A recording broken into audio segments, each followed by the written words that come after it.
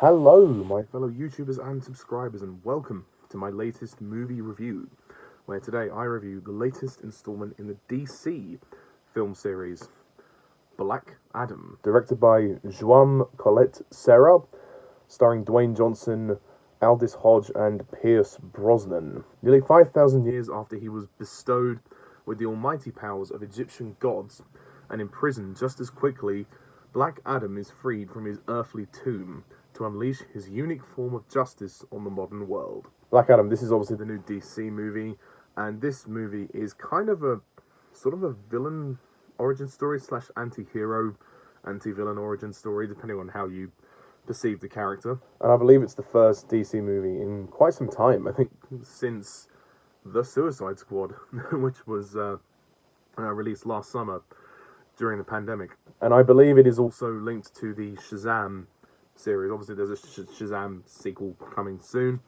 I have reviewed, I think, all the DC movies up to this point, so if you want to hear my thoughts, do check those out. As for Black Adam, I have to be perfectly honest and say, this is not very good. I don't hate it, it's not a disaster, but it is just bad. I was really disappointed with this film because essentially it comes under the category of, generic. It is just terribly ordinary. There is literally nothing about this film that tries to reinvent the genre of superhero films. It is what you would expect from this type of film, but only bad.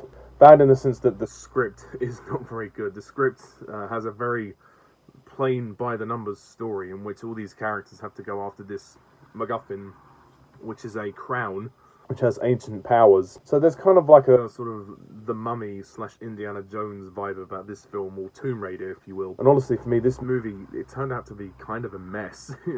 There's just so much going on in this film that you can see in the end product that there is a film there, but it's been totally messed around with in post-production. The editing is not very good for this film. Some of the cuts are too quick, some of the flow is too jumpy, the story does not flow consistently. All of the exposition and the backstory is explained rapidly, far too rapidly, I might add. It's just so much information condensed in like a very short amount of time, like 2 or 3 minutes, and then you can't follow this movie. I certainly couldn't keep up with it. I was like, what's going on, What the hell? And because the story is so uncompelling, all the film can really do is then go into bang, smash action, which is not good. It's a really bad sign. And this kind of reminded me of why I didn't personally like Man of Steel that much. Man of Steel had a pretty okay first half. It wasn't too bad. It was a bit rough, but, the story was kind of there, even if it wasn't very good. And then it went into bang, smash action for the second half.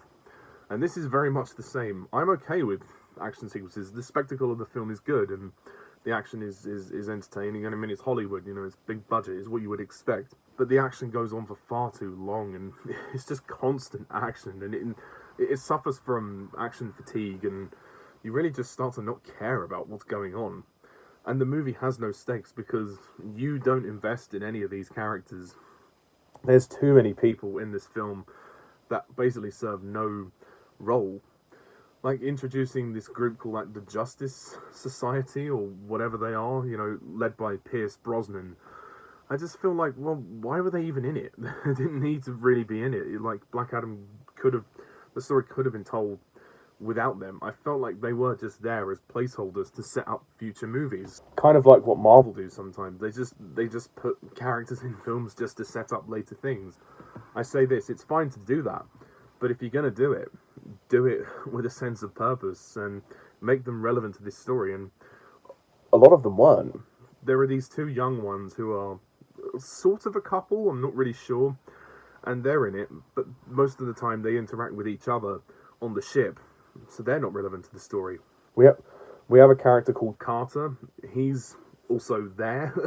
We also have Pierce Brosnan as Dr. Fate. Pierce Brosnan, I mean, I don't particularly by his accent in this film. His Russian accent is not great. Pierce Brosnan, by this point, he's really showing his age, and you can see the guy, he's getting on in years, and And I know a lot of you know he's not my favourite James Bond, but I've always respected the guy as an actor. For me, this is one of those films where I think Brosnan is literally phoning it in. You know, he's phoning it in to get the paycheck.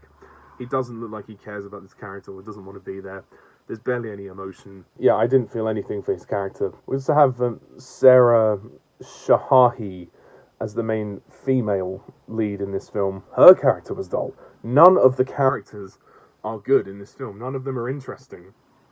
You know, I can't remember half of them. And the only one remotely doing anything good is Dwayne Johnson. I mean, he's doing fine. Even his character is underdeveloped. And there's this whole plot surrounding Sarah Shahi and her son, and the fact that, you know, the son on the skateboard, you know, how he's trying to help Black Adam sort of come to terms with modern day and then save the village. I forget the name of the village, I'm sorry. Marwan Kenzari's in the film as Ishmael. Yeah, the twist surrounding Ishmael at the very beginning, well, I would have had more impact had I actually cared about this character, had I actually spent time getting to know him and his relationships with the others. There's no dynamic here. Everybody's so individual. You don't get a sense of how people work as a group. And when they try to be humorous with this film, it comes off as awkward and corny, and it feels like a Marvel movie because they're throwing out these awkward jokes, and you don't care. There's this joke about Dwayne Johnson being sarcastic because he's playing his character very stoic-like. Then he makes a joke about being sarcastic. It doesn't really quite land, to be honest. I don't think it's the best performance from Dwayne Johnson. He tries, but there's no emotion in his character. I mean, he plays it all, serious and stoic. Then when he does the emotional stuff, when he, loses his family or whatever, as you see in the trailer, it's kind of hard to invest in him because I'm not sure what I'm supposed to feel for this character. Is he supposed to be a hero? Is he supposed to be a villain? The movie can't make up its mind what it wants to do with this character. Do we want to paint him in a good light or a bad light? It doesn't know. And again, the motivations as to what he's doing, I guess are vengeance. And then towards the end, when his character has come to the end of the film, I don't believe he's gone on much of a journey. I struggle to see where the story has gone. I don't believe he's changed at all as a character. So I think the script is really bad for this film. It's really by the numbers. And it's a mess, quite honestly. It's a mess. None of these characters you care about. The action sequences are fine, but again, there's too many of them. And the visual effects are passable. They're pretty good for what they are. As for the antagonist in this film, I mean, I don't even remember the name of the antagonist. The sort of devil-looking creature, literally thrown in there just at the end. Again, this is such a typical comic book movie. It's so generic. It's so by the numbers. It's so repetitive of what we've seen. If this movie was released in the early 2000s, like nearly 20 years ago, it probably would have had more impact because it would have felt more in line with some of the movies we got then. This film just feels utterly irrelevant, and it doesn't do anything for the DC universe apart from the mid-credit scene. The mid-credit scene is great. It's the best scene in the film. Like I said, this film is just so forgettable, so disposable, and you're going to forget about it straight away. I've already forgotten some parts of it, and it holds no cultural impact for the DC film series. It's another superhero film. That's it. It's another one. It doesn't do anything to reinvent the genre. It just hasn't got any heart and soul, despite the fact that they try to show that with Dwayne Johnson's character. But it just doesn't connect with me. And also the comedy, like I said, the attempts at comedy are not very good and come off as very Marvel-esque, like random, awkward one-liners for the sake of it, and then cheesy pop songs played just for no reason.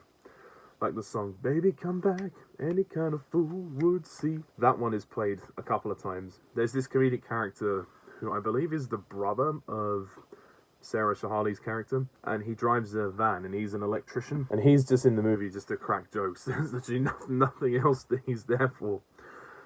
At the end of the day, this movie was in development hell for 15 years, and quite honestly, if a film is in development hell for that long, you've really got to consider, if it's meant to be or not meant to be, and I don't think this film was meant to be, and it certainly wasn't meant to be good, judging by the way it's turned out. And even though the film, it moves at a decent pace, it's still boring because all you're watching is constant action scenes and not much movement in the plot. There's not much progression in the plot. There isn't really much of a plot, to be honest. And you neither know nor care who gets this fucking crown in the end, and it's just a waste of time, so I wouldn't bother. So, overall, I didn't really care for this film. It's not horrible. It's not a rant because there's not much to rant about. It's just such a typical film for this type of genre. So, I'm going to give Black Adam a 4 out of 10.